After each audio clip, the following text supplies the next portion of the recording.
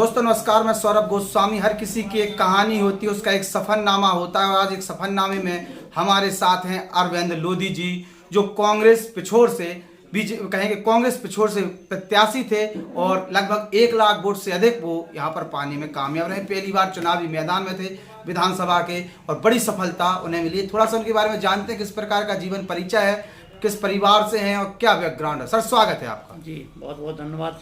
थोड़ा सा अपना जीवन परिचय दीजिए, कब जन्म हुआ, कौन सी फैमिली में जन्म हुआ, कितने भाई बहन हैं? जी मेरा जन्म 28/5/85 को हुआ।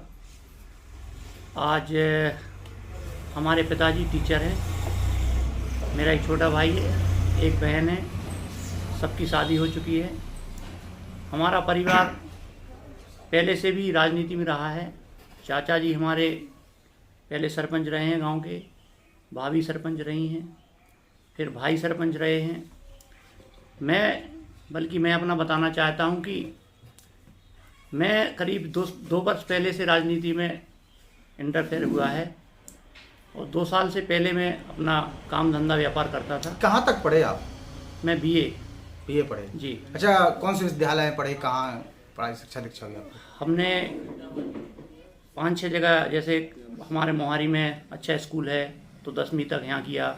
इसके बाद शिवपुरी और पिछोर में इंटर तक किया। उसके बाद भोज हमारे खनियाना विश्वविद्यालय से किया। राजनीति में कैसे आपकी एंट्री हुई? कौन से वो आपके आइडियल थे जिसके लगा के इनके साथ राजनीति करना चाहिए? राजनीति में तो मैं आपको पूरा बताना चाहता हूँ कि जब कभी लोग मेरे पास आते थे तो उनकी मदद करने का मेरा मन था कि किसी की मदद करो तो एक अंदर से खुशी महसूस होती है कि हम किसी के काम आ सकें। तो गांव वाले जब कभी मेरी कहीं आवश्यकता होती थी मुझे फ़ोन करते थे या बुलाते थे, मैं उनकी मदद करता था। मेरा राजनीति में आने का वास्तव में कोई ऐसा मन नहीं था, ना सोचती ना प्लान था। और मैं आपको बताना चाहता हूँ कि मैंने आज तक किसी भी नौकरी में अपना कोई भी आवेदन अप्लाई नहीं किया है, तो मैं नौकरी भी नहीं करना चाहता था। मैं एक अच्छा बिजनेसमैन और बिजनेस करना चाहता था, लेकिन गांव वालों की मदद करता रहा। और गांव वालों ने मेरे लिए जब जनपद के चुनाव आए तो बोले भाई साहब आप चुनाव लड़ो। पंचायत चुनाव आए तो मैंने कहा भाई मैं अच्छे वाले व्यापार कर रहा हूँ, मुझे ज़्यादा राजनीति से कोई दिलचस्पी नहीं है जी। तो गांव वालों ने पूछा कि भाई साहब आप एक बार आओ तो मैं आपको ये वास्तविकता बताना चाहता हूँ कि मुझे खुद मालूम नहीं था कि गांव परिवार वाले मेरा फार्म जनपद के लिए भरा है कि जिला पंचायत में भरा है जी। जब मैंने बाद में पूछा भाई किस चीज़ में डाल दिया, बोले जनपद में।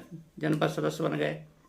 फिर जनपद अध्यक्ष की बारी आई तो बोले नहीं आप लोग जनपद अध्यक्ष के लिए अप्लाई करो। मैंने कहा भाई बड़े बड़े लोग हैं, हम एक बड़ा चुनाव है, मीडियम परिवार से हैं और बड़ा चुनाव है, लेकिन नहीं, बोले हम आप सबके साथ हैं। सभी क्षेत्रवासियों ने मेरा सहयोग किया, जैसे भी जिसकी जो श्रद्धा थी वो सब लोगों ने तन मन से काम किया। जनपद पंचायत अध्यक्ष हमारी धर्मपत्नी जी को बनाया।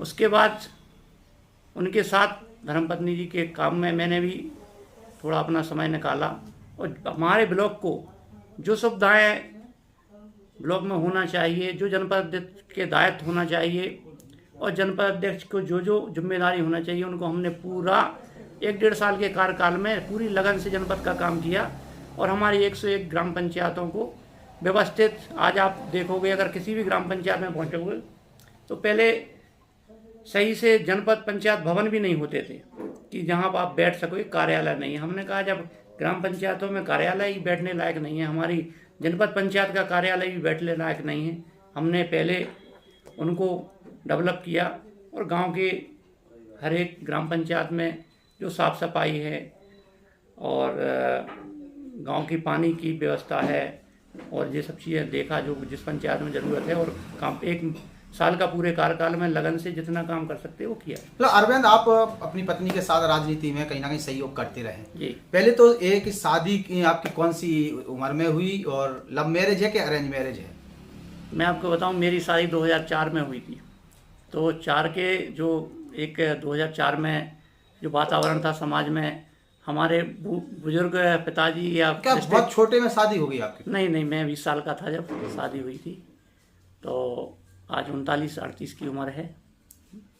लव मैरिज हुई है? नहीं नहीं, अरेंज मैरिज हुई है, लेकिन शादी होने के बाद लव हो गया, ये कह अरे सकते हो। शिवपुरी में पढ़ रहे थे, बड़े विद्यालय में पढ़ रहे थे, हो सकत कहूँ चर्चा हो गई हो कुछ। घर वालों के, पिताजी के, माता पिता के जो संस्कार हैं वो पहले भी मेरे पास थे और आज भी मैं उन संस्कारों पे चलने का पूरा काम करता हूँ।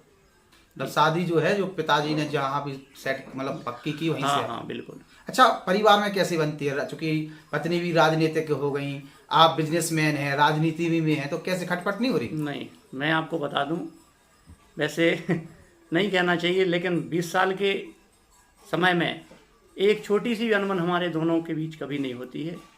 हमारे विचारों के वो सम्मान करती है, हम उनके विचारों को सम्मान। अगर लड़ो तो मम्मी पापा फिर नहीं, लड़ भी आ जाए तुमसे कि तुम काय बाबू से बोल रहे हैं? नहीं नहीं, ऐसा कुछ नहीं है। अच्छा अरविंद, चलो जे कक्काजू से कब मुलाकात हुई आपकी राजनीतिक सफर में आगे? कक्काजू साहब से जब से मैं जनपद पंचायत अध्यक्ष के लिए चुनाव में आया, तो फिर उसके बाद हमारे पास कैंडिडेट जो लगते हैं संख्या के लिए वो कम थे। मैं पहले भी राजनीति से आपको बताया कि ज़्यादा वो नहीं रखता था। तो कक्काजू का नाम तो सुनिए, 30 साल से विधायक रहे, तो नाम तो सुनते बिल्कुल ही हो। बिल्कुल बिल्कुल। कहीं दूसरी जगह पड़ा हुई है तो कहते कक्काजू हमारे विधायक हैं। वो हमारे विधायक रहे हैं और जब भी काम पड़ता है हर कोई उनके पास जाता है, जब भी गए हैं उन्होंने मदद की है।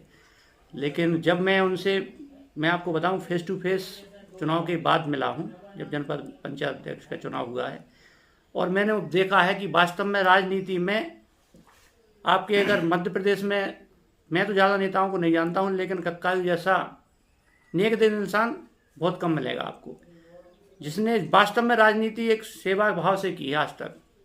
आपके ना तो क्षेत्र में भ्रष्टाचार होने दिया, जहाँ तक उनका हाथ चला तो जनता, अगर कोई आदमी मान लो अगर उसके पास मोबाइल नंबर है, गरीब से गरीब आदमी उन्हें फ़ोन लगा के उनसे बात कर सकता है। तो ये उनकी बहुत ऐसी खासियत रही कि कक्काजू साहब ज़रूरतमंदों के लिए तो ये समझ लो कि देवता का काम करते थे, और जब भी उन्हें कोई समस्या आ गई तो कक्काजू साहब का फ़ोन लगाया, उन्हें काम कर दिया। और ऐसा ही मेरा था, जब मैं उनके पास पहुंचा तो उनकी, उस समय मैं बीजेपी में था और वो कांग्रेस में थे, तो उनकी तरफ से भी 3-4 कैंडिडेट थे, लेकिन कुछ समीकरण ऐसा बना और फिर उनने सहयोग किया और आज मैं उनके सहयोग से जनपद अध्यक्ष बना। बाद में मेरा कार्यकाल ठीक रहा और उन्हें लगा तो पार्टी ने और उन्हें जिम्मेदारी दी कि भाई आप यहाँ से विधानसभा का चुनाव लड़ें। मैंने पूरा प्रयास भी किया और उसके बाद निर्णय, आप जो परिणाम निकले वो आपके। अच्छा अरविंद, चूंकि चुनाव की बात हो गई, केपी सिंह कक्काजू विधायक थे, तो कई बार आप लोग क्षेत्र में जब रहते होंगे या शिवपुरी रहते होंगे, कई बार दोस्तों में बात नहीं होती होगी कि हमारे यहाँ के विधायक कैसे, हमारे यहाँ के विधायक कैसे? एक युवा अपने में होता है ये सब चर्चाएं। बिल्कुल होती है। काजू साहब के बारे में हर कोई जानता है इस क्षेत्र में। आज की मैं आपको बात बताऊं कि आज ग्राम पंचायत का सरपंच दोबारा रिटर्न नहीं हो पाता है। काजू साहब 30 साल अगर रिटर्न रहे हैं और उन्होंने लगातार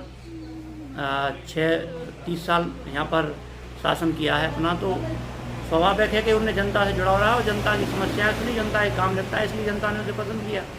मैं तो कोई दो राय नहीं। अच्छा, जो जातिगत राजनीति है पिछोर के अंदर जी, वो कब से ज़्यादा जातिगत राजनीति बढ़ी है? स्वामी प्रसाद जी जो थे, उमा भारती जी के भाई, वो भी यहाँ से चुनाव लड़े हैं, कक्काजू को वो भी नहीं हरा पाए। प्रीतम लोधी ने कई प्रयासों के बाद हरा पाया है वो।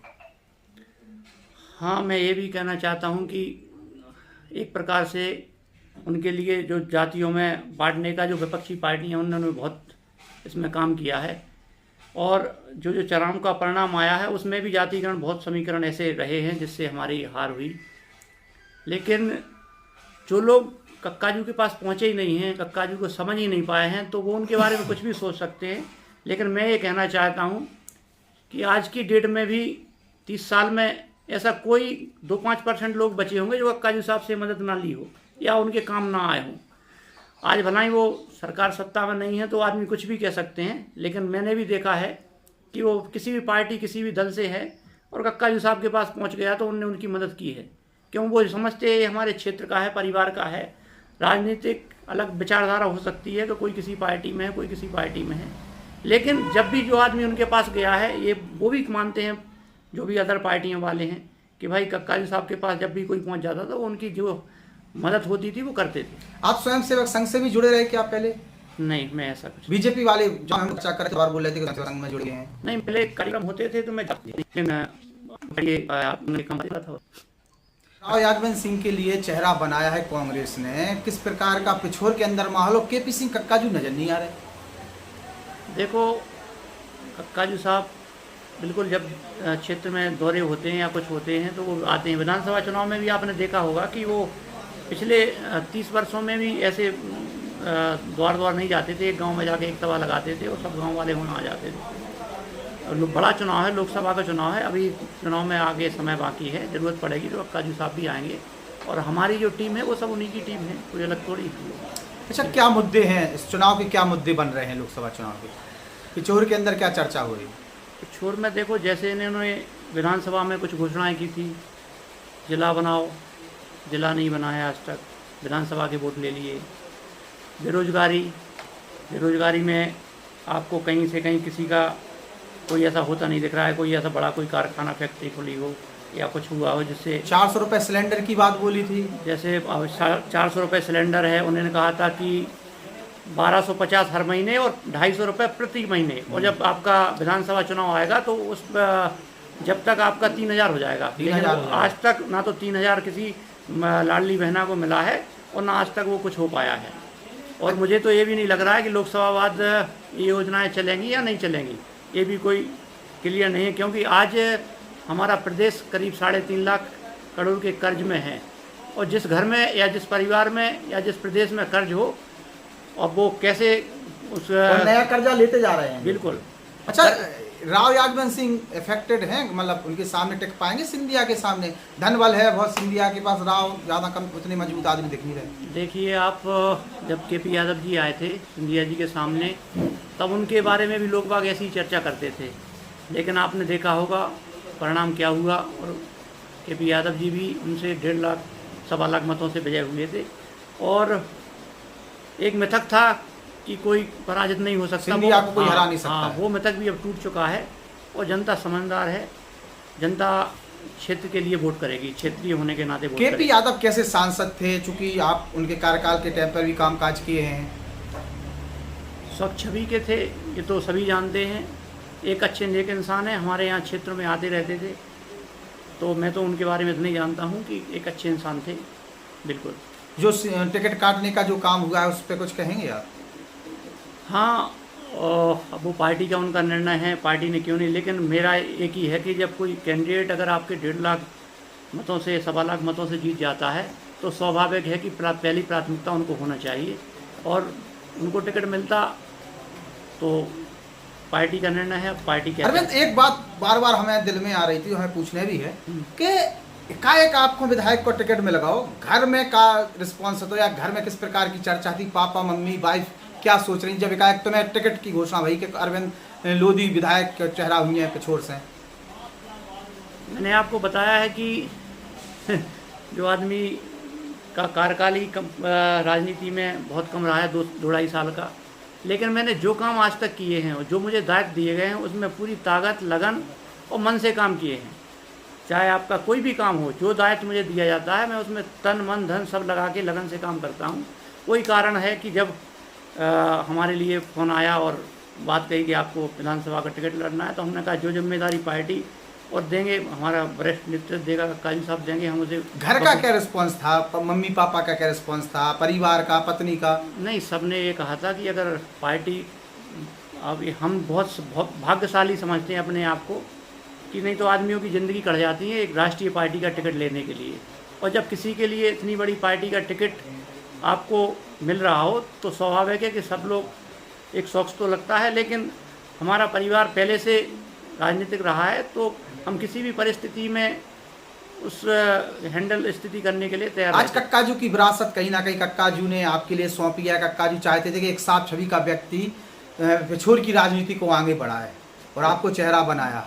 पार्टी में अंदर खाने कुछ ऐसी बात तो नहीं थी कि कक्काजू ने ऐसा क्यों किया? नहीं, मुझे तो ऐसा नहीं लगा। मैं आपको एक बहुत अच्छी बात बताना चाहता हूँ कि गांव का एक सरपंच भी होगा, अगर वो लगातार जीतता आ रहा होगा तो वो अपनी सीट नहीं छोड़ेगा किसी के लिए भी, एक वास्तविकता है।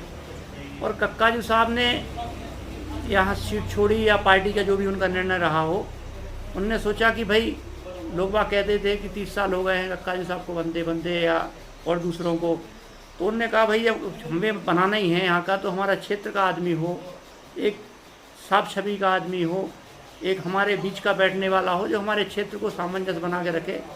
तो उनकी जो एक सोच थी, उस सोच पे उन्होंने जो टिकट करवाया है, और मैं भी उस सोच पे चलने का पूरा प्रयास करता। अब जनता का निर्णय है, मैंने पूरा अपना प्रयास किया। अब आगे जनता का निर्णय था तो मुझे मान्य है। अच्छा, जो जिला वाला जो मुद्दा है वो इस चुनाव में भी चर्चा में है? बिल्कुल है। जिला के लिए जब इन्होंने कहा था, जिला तो बनाना चाहिए, क्यों नहीं बनेगा जिला? जिला के लिए इन्होंने ये कहा था कि सबसे पहला काम होगा। अब आप 4 साल बाद बनाओ, 5 साल बनाओ, वो तो हमारा रनिंग में है। जैसे कोई गांव होता है, फिर उसमें संख्या बढ़ जाती है तो 2 ग्राम पंचायत हो जाते हैं, वो तो एक रनिंग की प्रोसेस है ना। अगर आपने 3 साल बाद बनाया, 2 साल बाद बनाया, 4 साल बाद बनाया, तो वो तो रनिंग की प्रोसेस है। जब आपकी संख्या बढ़ेगी तो वो जिला बनेगा, विधानसभाएँ बनेंगी, उसमें कोई काम। आपने तो ये कहा था कि जैसे हम यहाँ पे विधायक आप बना के दोगे, तो जैसे ही हमारा विधायक बनेगा, और मध्य प्रदेश में सरकार होगी, आपकी सरकार भी है, आपका विधायक भी है, तो आपको सबसे पहली घोषणा जिले की करना चाहिए, जिसकी वजह से आपने वोट लिया है, और जनता को आपने ऐसे जो वादे किए हैं उन वादों को पूरा करना चाहिए। प्रीतम लोधी का अभी 4 महीने का कार्यकाल कैसा क्या है, किस प्रकार से लोगों को तोड़ा जा रहा है, खासतौर से कांग्रेसियों को तोड़ा जा रहा है? तोड़ा नहीं जा रहा है, लोगों पे अत्याचार किए जा रहे हैं, लोगों को डराया जा रहा है, लोगों को धमकाया जा रहा है।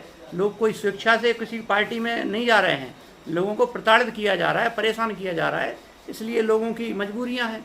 लेकिन आदमी कोई स्वेच्छा से किसी पार्टी को छोड़ के नहीं जा रहा है। और आज के समय में यहाँ पर पिछोर विधानसभा की अगर ऐसे ही चलता रहा तो बहुत भयानक स्थिति होने वाली है। इस चीज़ को भी मैं छुपा नहीं सकता। बिल्कुल। बहुत बहुत धन्यवाद अरविंद जी आपका। जी, बहुत बहुत धन्यवाद भाई साहब, आपने कीमती समय निकाला, और आज के लिए आपका भी बहुत बहुत धन्यवाद।